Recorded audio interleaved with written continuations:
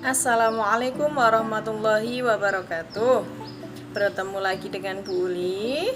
Pada kesempatan hari ini kita akan belajar sejarah kebudayaan Islam tentang ketabahan Nabi Muhammad SAW dalam berdakwah. Simak baik-baik ya.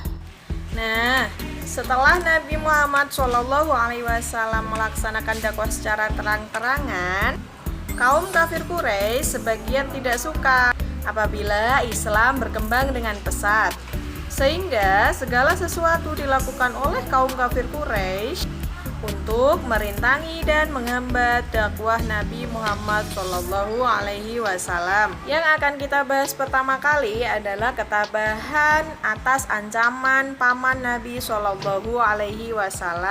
Nah, apakah anak-anak tahu siapakah nama paman Nabi yang mengancam Nabi Muhammad SAW?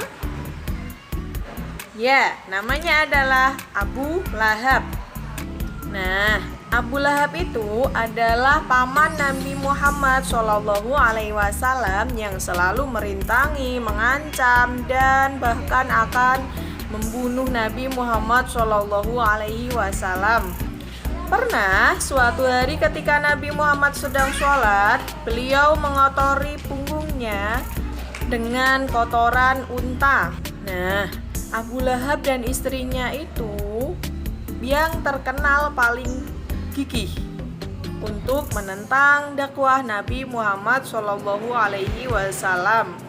Begitu pula dengan istrinya, yaitu dia sering meletakkan duri-duri di jalan. Kenapa?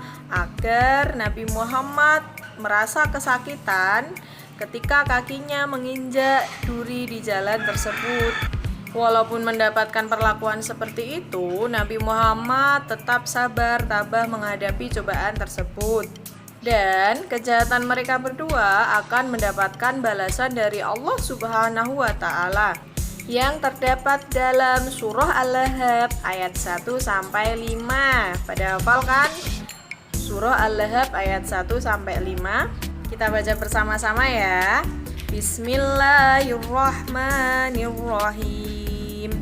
Tabbat yada abi lahabin wa tab ma aghna anhu maluhu wa ma kasab sayasla naron dzata lahab wa imra'atuhu hammalatal hatab fi jidha hablum mim masad. Artinya, binasalah kedua tangan Abu Lahab dan benar-benar binasa dia. Tidaklah berguna baginya harta apa yang ia usahakan, dan kelak dia akan masuk ke dalam neraka dengan api yang bergejolak. Dan begitu pula dengan istrinya, pembawa kayu bakar atau penyebar fitnah. Di lehernya akan ada tali dari sabut yang dipintal. Nauzubillah summa naudzubillahi min dzalik. Yang kedua adalah ketabahan atas ancaman para penguasa Makkah. Penguasa Makkah tidak rela melihat Nabi Muhammad SAW bertambah pengikutnya. Mereka mengadakan pertemuan di Darun Nadwah. Membicarakan apa? Membicarakan tentang cara dan sikap apa yang dapat dipergunakan untuk merintangi dakwah Nabi Muhammad SAW. Para penguasa Makkah memutuskan untuk merintangi dakwah Nabi Muhammad SAW dengan cara menyebarkan kebohongan. Agar apa?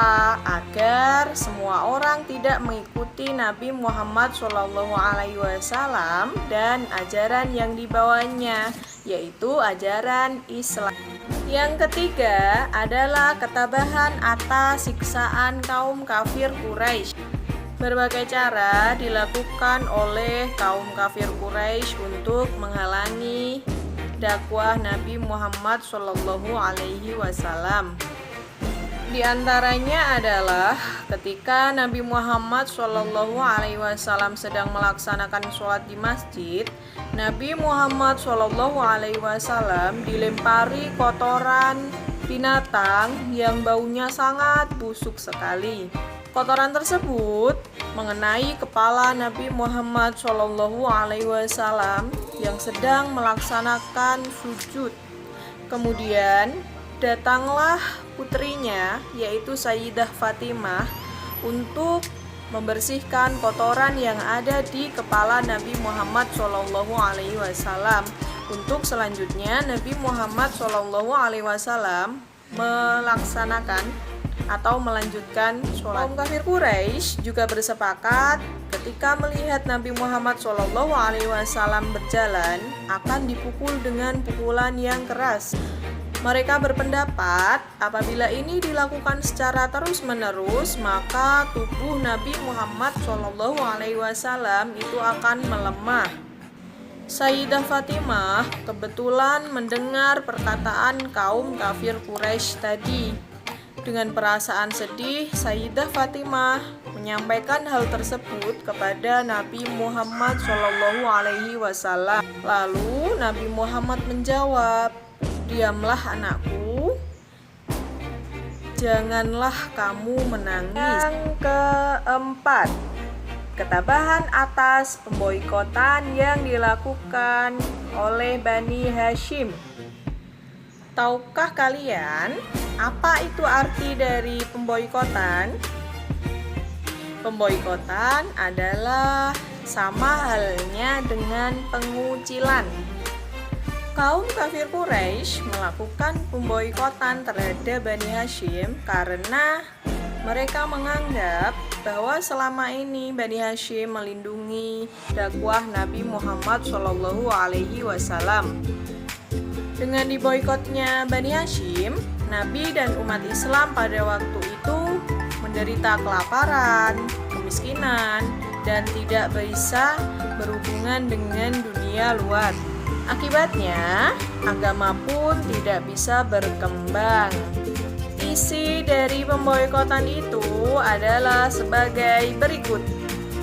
Yang pertama, tidak boleh melakukan jual beli dengan Bani Hashim, Bani Abdul Muthalib, dan umat Islam.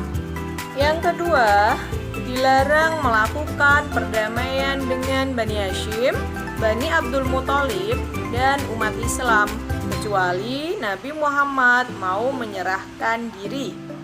Yang ketiga, tidak boleh melakukan pernikahan dengan Bani Hashim, Bani Abdul Muthalib, dan umat Islam.